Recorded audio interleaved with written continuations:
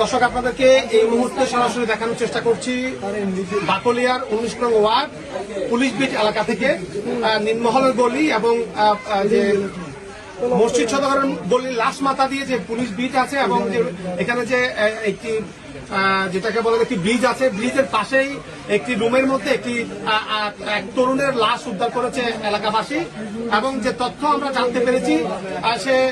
তার স্ত্রীর সাথে অভিমান করে আত্মহত্যা করেছে এমনকি কিন্তু এখানকার বাসিন্দারা আমাকে জানিয়েছেন এবং ঘটনাস্থলে কিন্তু পুলিশ এসেছেন এবং আইন শৃঙ্খলা বাহিনী তারা তাদের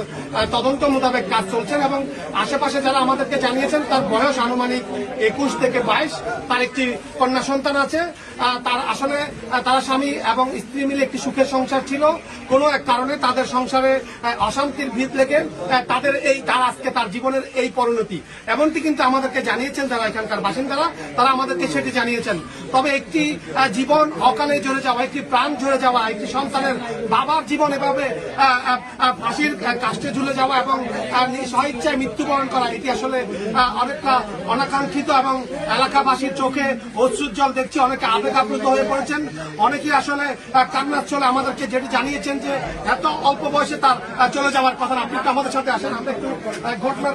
আপনি ছিলেন ঘটনার সময়, একটু আমরা আপনি একটু সামনে আসেন, একটু কি হয়েছে একটু বলেন ঘটনা কি? ঘটনা বলতে ও 2 দিন ধরে